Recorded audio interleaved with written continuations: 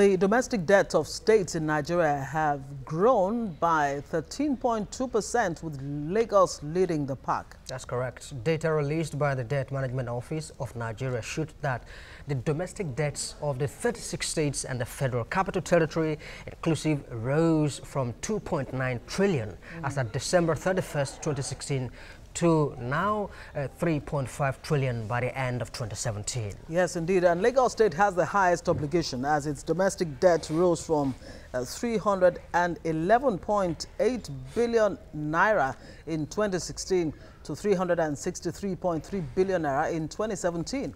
At the bottom of the table is Anambra State with a domestic debt of 2.6 billion naira.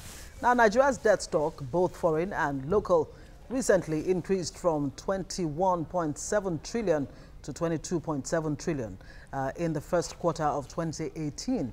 Now, while the federal spent 644 billion naira on servicing domestic debt during the same period, I'm sure these figures would almost be dizzying. But we'll try to find out from our guest, who is a financial expert and CEO Finance with Mukhtar. That's in the person of Mukhtar Mohammed. But I like to call him the financial market Caesar. Absolutely. Thank you. Okay, let's even begin with this. Lagos leading the pack of states that have the highest debt stock. But then again, Lagos IGR is about somewhere around 400 billion naira, and it's more than all the 30 states combined. Can you help us make sense of this? Well, unfortunately, the DMO does not use your internal generated revenue to get your debt profile. It has to do what you get from the federation account. That's what is used to determine your debt profile, not your internal generated revenue. Because you don't pay your debt through your internal generation revenue. You pay your debt through federation allocation. And they made it in such a way that as once your current debt and your debt servicing limit is above 40%, you are not entitled to any debt. And again, there's mechanism put in place. If a state wants to collect to get any borrowing, whether internal, externally, you have to write to the Minister of Finance. The Minister of Finance indeed need to send a memo to DMO, the Debt Management Office. Then they look at what it is, then send it back to him. Based on their advice, he gives the go-ahead or not. So if you look at it now, it's at the earlier of 2018, 90% of the states have not been able to borrow because their debt servicing is way above. They have exceeded the threshold. And not only that, again, remember that some of them borrow through bond, through going to banks, and if not for the because of the collateral system damage that it will have in the economy, some banks will not have been able to retrieve their money because they didn't go through the process. But because of the damage to the system, especially the financial institution involved, the Minister of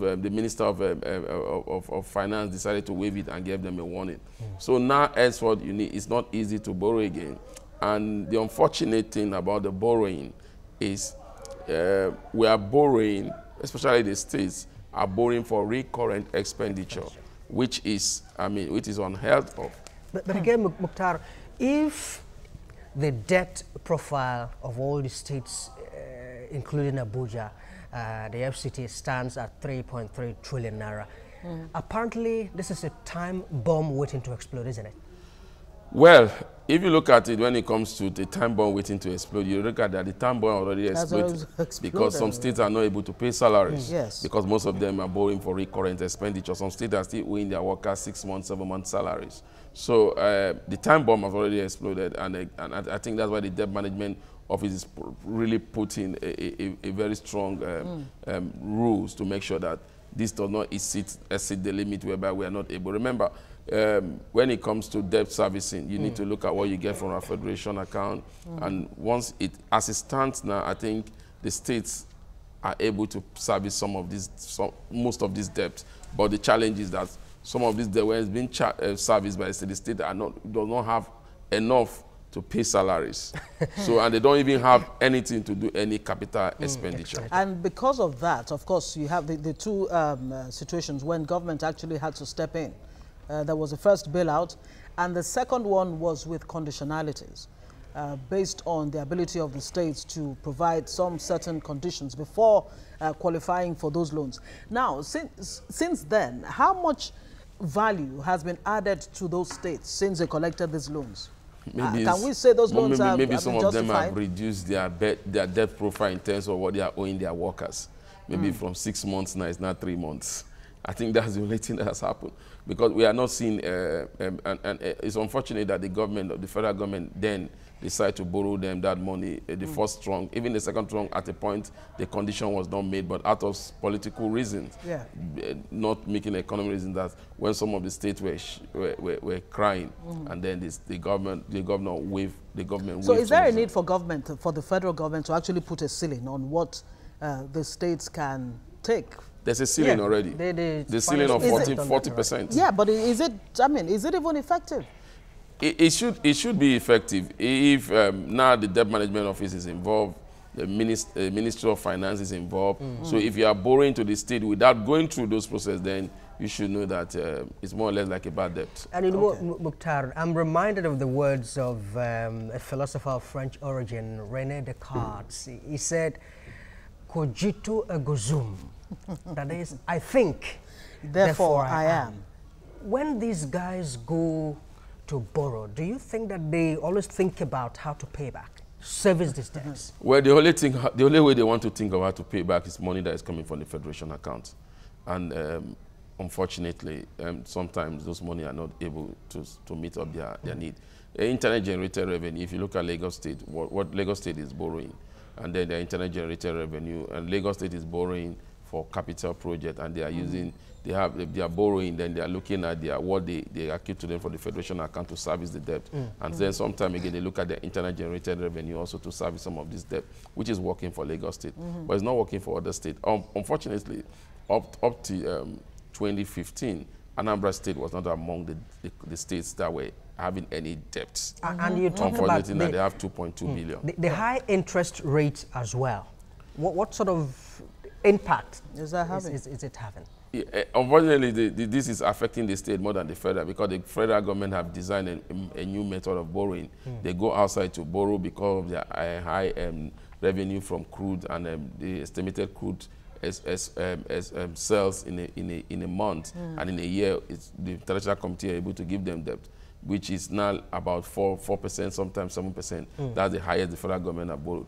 But for the state, unfortunately, they are still borrowing at a high rate. Even if they are going to borrow through treasury bill, they are going to borrow through the bond market, they are borrowing almost at 16 to 15%. So what exactly is the problem working for the state, here? but I think it's working for the federal Is it the structure of governance, or just sheer incompetence on the part of the state? I think it's not a structure of government. It's because you recall, not too long ago, not too long after he took over, as President Buhari actually said that there's a need for the states to begin to be more creative in terms of looking for other ways of improving their IGR, not necessarily having to depend on the center to give them money. When it comes to IGR, when it comes to bailout, you need to ask yourself how many people are doing business in some of these states, and then how many people are employable to even pay tax in some of these states, and then you look at the executive exclusive list that has to do that some states are not supposed to involve in mineral resources exploitation, and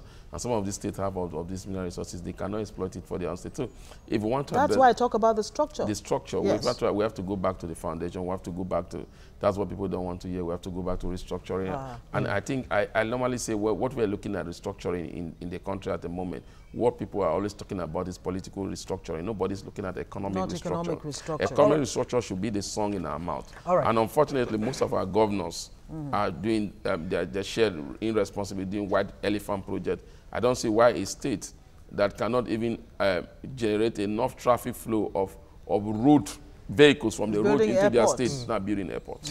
All right, very quickly, we do not have time anymore. We have the provisions of the Fiscal Responsibility Act, which would seek to promote prudent and transparent fiscal management. Discipline. Well, why are there no states have breached these provisions with reckless abandon? No consequences. You look, first of all, they will tell you that separation of power, one. Then secondly, you need to look at the head, the leadership. If your head is doing something also that is illegal, then you team to think, okay, you can do such things and go away with it. You look at the federal government, it's not in the place of the minister for the Federal Executive Council to be approving projects every month. It seems to be a contracting. Anytime they go for they approve this contract, there's supposed to be a contracting board that need to go to the companies that want the people need to go through processes. It doesn't. So in this country, we don't have systems. We keep saying it. Once we have systems, then we begin to build our economy. We begin to build. What we have are strong men, no strong institutions. We'll have to leave it there. Very spot on. Mukhtar Mohammed is the CEO of Finance with Mukhtar. Thank you so much for joining us this morning. I doubt very much if we've even scratched the surface, but this would suffice.